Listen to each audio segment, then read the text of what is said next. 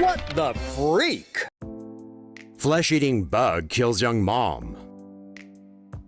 A 24-year-old care assistant from England was killed by a rare flesh-eating disease that developed after she was injured during a sex game.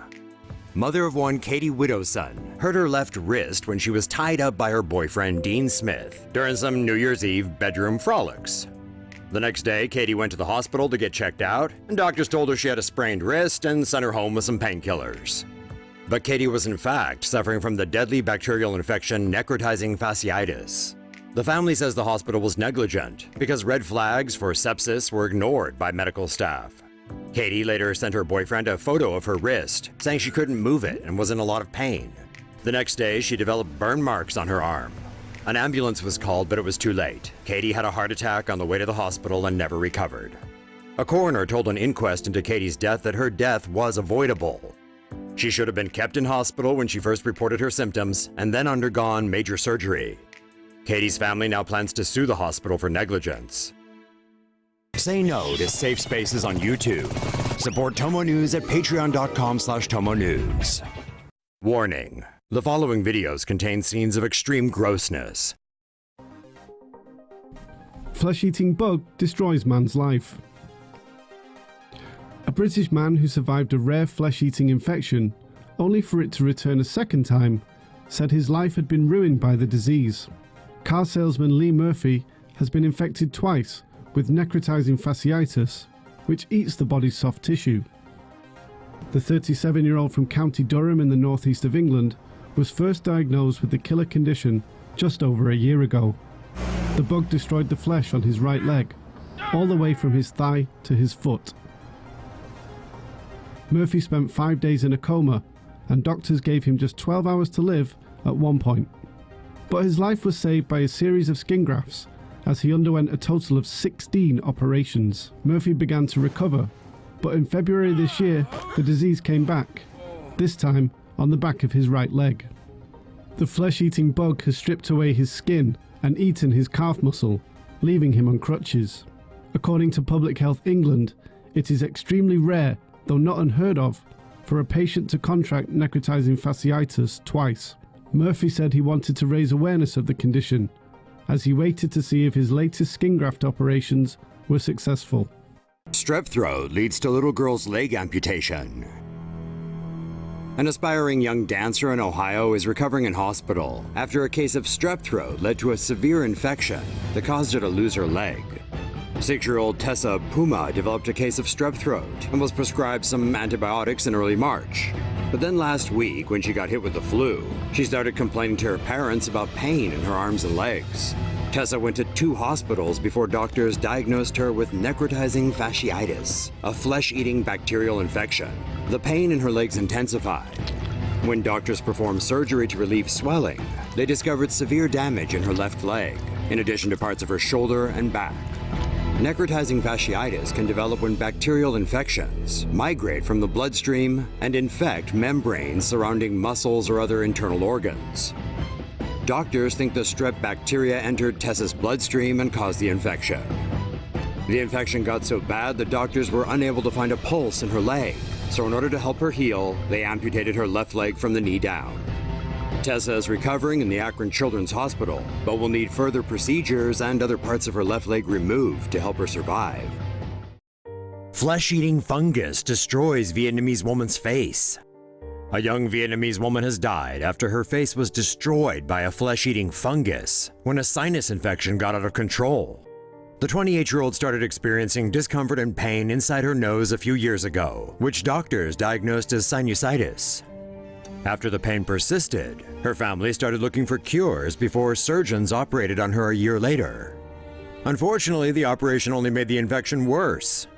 Even though her family spent around $224,000 on different treatments, the infection continued to spread.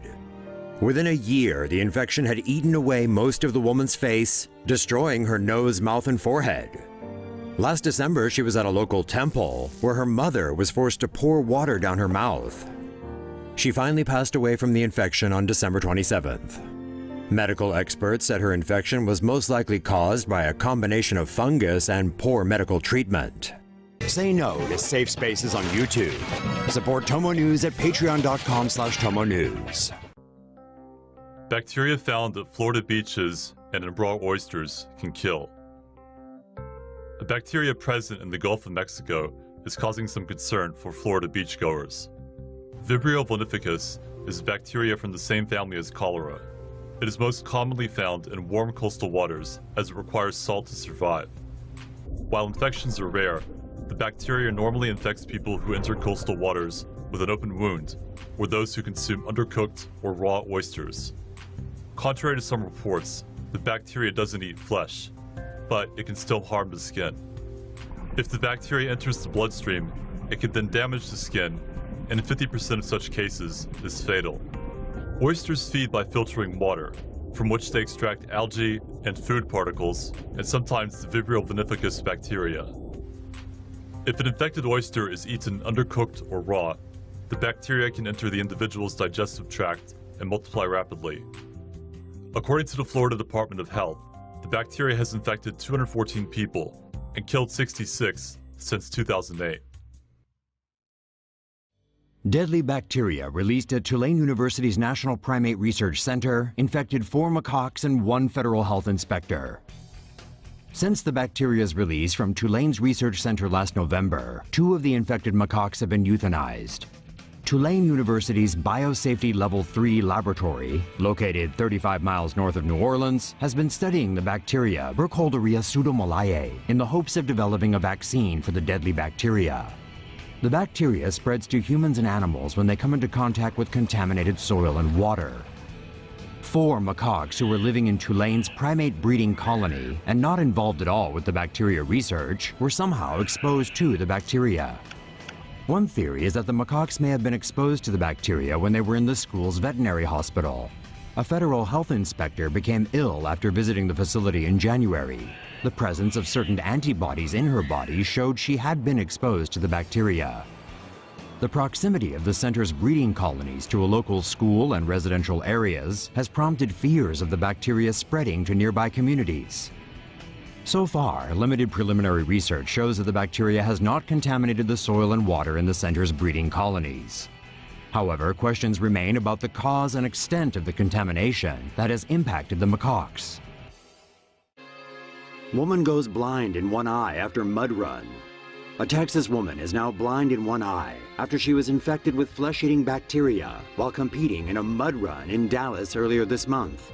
Flesh-eating bacteria is an infection caused by the bacterium Streptococcus pyogenes.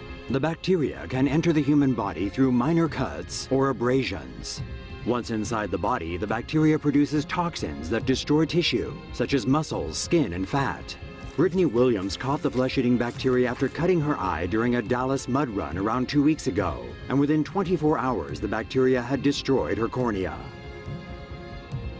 Williams has 2 jobs but no health insurance. Her family has set up a fundraising campaign to collect money to cover her $100,000 medical bills.